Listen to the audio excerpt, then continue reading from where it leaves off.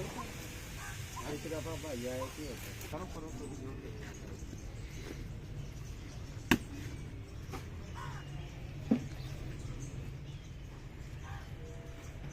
ਛੋਟੇ ਵੀ ਜ਼ਿਆਦਾ ਉਹ ਛੋਟਾ ਵੱਡਾ ਸਾਰਾ ਹਾਂਜੀ ਉਹ ਵੀ ਤੇਰਾ ਜਿਹੜਾ ਦੇਖੋ ਵੀ ਚੱਲਦਾ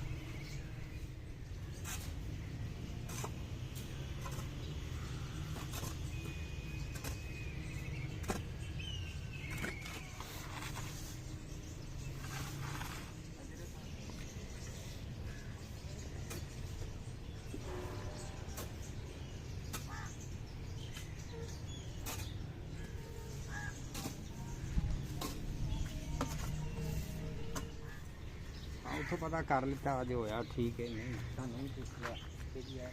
ਮਾਰ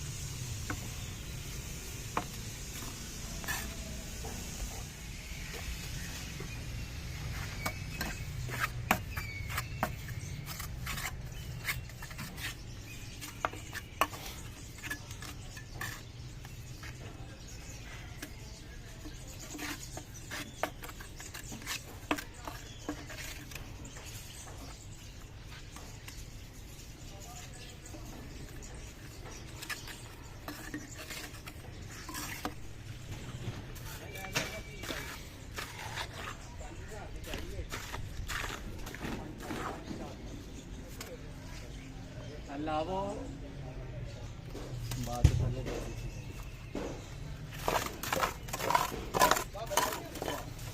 लम्बे रोकते बाबे ने बाबे का बड़ा ही भला किया उदों बाबे ने पत्थरियां करके ला पत्थरियां करके उत्थे ही 12 इशारे ते रस्ते गल्लां लगा रस्ते गल्लां लगा हाँ जी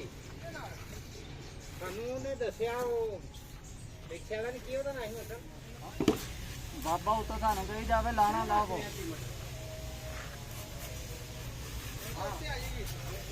थोड़ा जो ना उन्होंने रास्ते पत्नी पत्नी जाते हैं ना एक पूरे के बड़े ही नहीं ना बिल्कुल बोरी से बोरी उत्ते लिया उन्हें ढंग लाई दी वो वाली किताब में पूरा कर थोड़ा जिस बात बोल रहे कर ऐसे ऐसा रास्ता आदि उन कोने वाली जगह का है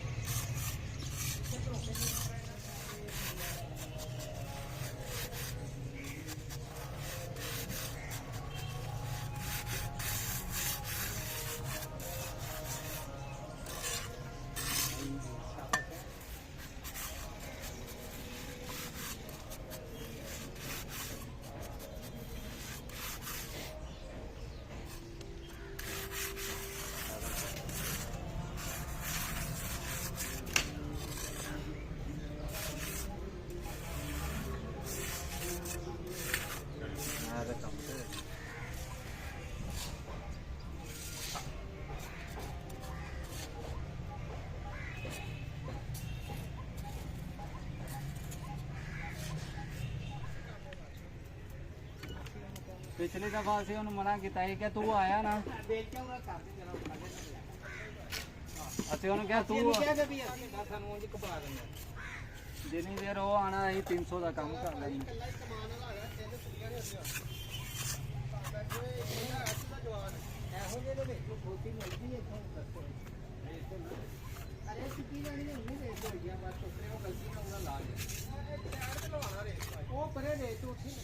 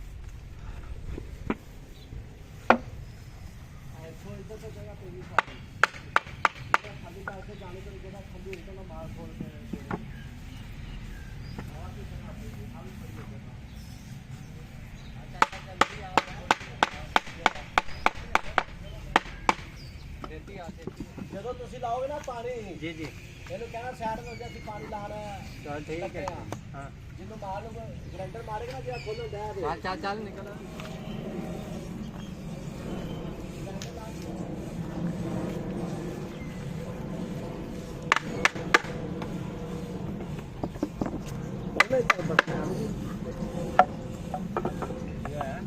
कान पाड़ इधर भी आ गई होगी पानी 12 बजे आएगा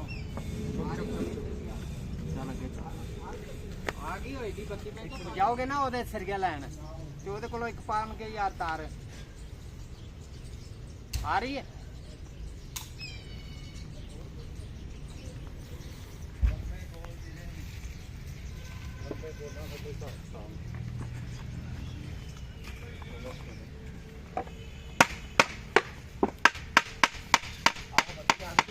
ਇਹ ਜਿਹੜਾ ਮਾਲ ਹੈ ਨਾ ਖੋਲਦੇ ਪਏ ਸੀ ਚਲੋ ਚਲੋ ਚਲੋ ਇਹ ਸਾਰਾ ਬਾਰਿਸ਼ ਦਾ ਭਿੱਜਿਆ ਇਹਨੂੰ ਲੱਗਾ ਪਾਣੀ ਹਾਂ ਫੜੋ ਖੋ ਇਹ ਬਾਰਿਸ਼ ਵਾਲਾ ਸਾਰਾ ਪਾਣੀ ਦੀ ਜ਼ਿੰਮੇਵਾਰੀ ਤੁਹਾਡੀ ਹੈ। ਰੰਗ ਹੋਵੇ ਬਾਰਿਸ਼ ਹੋਵੇ ਪਾਣੀ ਤੁਸੀਂ ਉੱਤੇ ਆਦਾ ਟਾਈਮ ਆਵੇ ਲਾ ਦੇਣਾ ਲਾ ਅਸੀਂ ਕਿਦੋਂ ਕਹਿ ਰਹੇ ਪਾਣੀ ਲਾਵਾਂਗੇ ਉਹ ਤਾਂ ਲੈ ਲੈ ਬਾਸ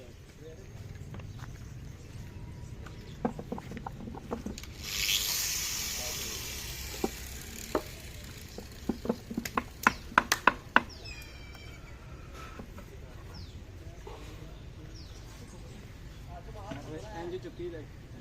ਉਹ ਛੋਟਾ ਲੈ ਕੇ ਆ ਇਕੱਲੇ ਨੇ ਛੱਡ ਕੇ ਆਣਾ ਤੂੰ ਭਾਰਾ ਨਹੀਂ ਹੈ तो किस तरह चुकेंगे ये इंज हाँ 1.5 किलो का